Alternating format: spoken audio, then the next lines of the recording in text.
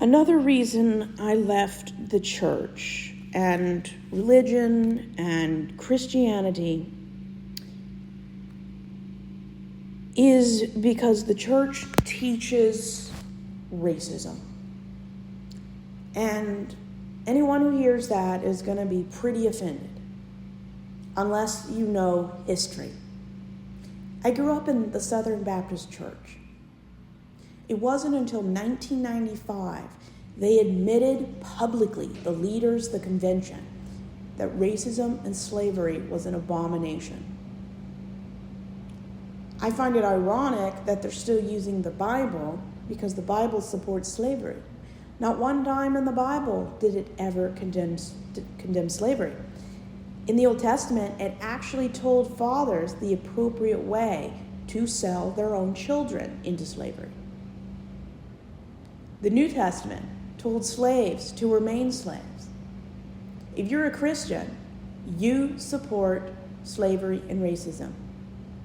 If you read a book that supports slavery and racism and you call yourself a Christian, the term Christian comes from the concept of believing in the Bible. That makes you supportive of racism and slavery. Even if you deny that by being a member of a group of people whose book and dogma support slavery and racism, that makes you enabling. And it's so insidious. Why are extreme forms of Christianity so racist? Not one time did I ever see anyone that wasn't white in a position of authority. I have never had an African American teacher, senior or junior pastor, interim pastor, music minister, not one person in any minor or major position in a church was ever anything but white. And when I mean white, I mean European white. No Asians, nobody that wasn't white. And I didn't even realize it. When you go to events, specifically for kids, Awana, VBS, I can listen and I can remember at least 5 years in the 2000s that focused on non-American themes. And it was always a white person wearing something that wasn't a white tradition. They would have a white girl or a white boy wearing an Indian headdress, which is extremely racist and offensive.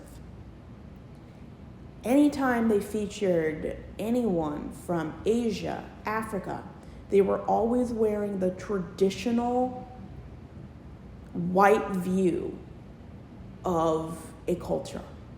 Let's say a white Japanese person, they would be wearing a kimono, which, come on, how many people wear a kimono in Japan? They wear normal clothes. I mean, no time at any point when I was a child or a teenager or a young adult did I ever see anybody that wasn't white portrayed on a poster or a flyer or even decorations for events. It was either a white person wearing an offensive racist garment or headpiece, or it was a culturally correct individual wearing things that almost nobody on a daily basis wears from that country. There was never an Asian wearing a suit. It was always a kimono. If someone from Africa was shown, it was always the traditional African dress. It was never people wearing normal clothing. If they showed somebody from Scotland, it was always someone wearing a kilt. It was never somebody just wearing normal clothes. Honestly, I think most of them, in their racist opinions, probably think that everybody wears kimonos every day. I mean, that would be cool if that was the tradition. Kimonos are very traditional and very beautiful. But I don't think Japanese people wear them every day. At least, not that I've seen. Everything is so white in religion. I don't know much about Muslims or Orthodox, Hindus, Wiccans. I don't know much about those. But Christianity especially is a white man's religion. You look at the people in charge. They're probably all white. And if they're not a white person, it's pretty rare. And some denominations are more racist than others. I'd say the most racist is Baptists. Baptists are usually the first people that speak out against anything modern, anything non-sexist. They condemn. The Southern Baptist Convention, if you Google it, it's all white people. Because the extreme forms of Christianity are a white man's religion. The racism extends so deep. It's on posters. It's in Christian curriculum. I used white supremacy curriculum.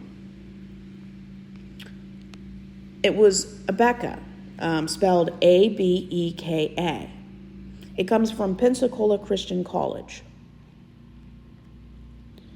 Abeka is known for being a Christian curriculum. And it's very white supremacy. Extreme white supremacy. The pictures, racist.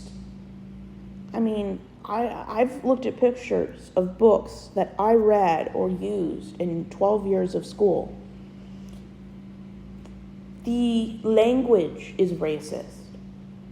The history omits and sometimes rewrites the truth of history. There is no condemnation of colonialism, of genocide, or displacement of Native Americans. No condemnation for white people attacking non-white people. And in some books, I remember too, actually support the annihilation of those Native Americans. There have been allegations of racism and problematic content in Abeka, the publisher. Critics point to issues where curriculum portrays slavery, the civil rights movement, and racial minorities, suggesting it downplays the negative aspects of historical events. Some argue that Abeka's materials promote bias and inaccurate views of American history and society. They racial stereotype people. There's an emphasis on Southern history that shows the negative stereotypes of the wonderful people known as African Americans. You look in our history, what wonderful things African Americans have done while living in America, before and after living here against their will. A lot of people chose to stay after the Civil War for many different reasons, and they are entirely welcome to be here, provided obey the law, be here legally, and boost the economy. Everyone's welcome here. But when you are pushing agenda, and this is very white-centric, and I'm sure other races do this as well, there's something insidious about Christianity.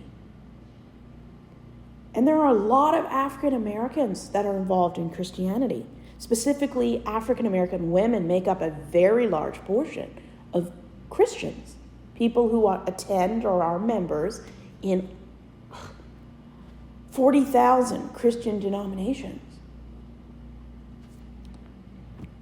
And the background of the curriculum I used in school for homeschooling is rooted in traditional gender roles, toxic expectations. I mean, if you want to be traditional, that's great. The problem is when you want to do it because you've only been exposed to this is how you must be. That's not a choice. That's conditioning. And it's very, very dangerous. A lot of these allegations against white supremacy curriculum, institutions, and lobbyists, it's all about make America great again. America was never great for anybody who wasn't white. And even white women didn't have it great. They had it much better due to white female privilege. But it was never great for anybody except white males. There's no time to return to make it great. It was never great to begin with. You can't return to something great if the great was racism, sexism, and homophobia. There is nowhere to return to. There was never a decade in American history where everyone was equal. Everyone made equal money, regardless of sex, orientation, race, or gender. America was never great because we never could get beyond our biases. And Christianity perpetuates the moral neutrality of slavery, racism, genocide, colonialism. Because when you look at all the people who did these horrible things in American history, they were white. Italian, French, English, Spanish, they were white. Every time we celebrate Columbus Day, I remember and was never taught in school, I had to find out. Columbus was a slave trader. He allowed his men to prey on women. He and most of the men preyed sexually on the women and vulnerable people in the Americas. Some historians believe Columbus was the one that introduced the idea of the moral neutrality of slavery and racism. After the fourth trip, Columbus was put in chains, taken back to Aragon and Castile, small principalities of modern Spain, to answer for crimes against humanity. He killed hundreds of thousands of Native Americans and started the engine of colonialism, the racial displacement of people who owned the land, who didn't even believe in the concept of ownership of land.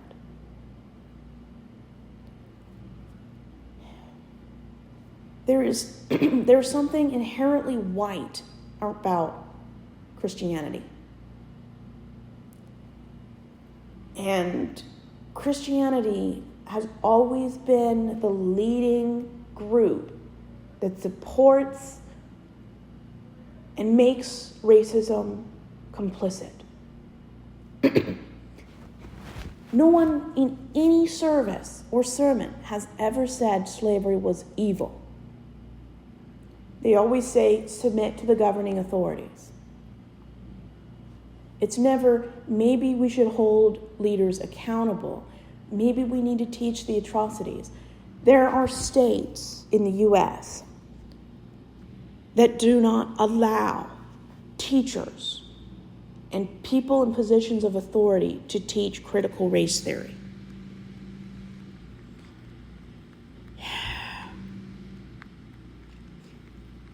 Children in the last 30 years, if you live in certain states in the U.S., they do not allow people to teach critical race theory. For those that don't understand critical race theory, or CRT, it's an academic framework that examines the intersection of race, law, and power in society. It emerged in the 1970s and 80s among legal scholars who were critical of the idea that laws and institutions are neutral and unbiased.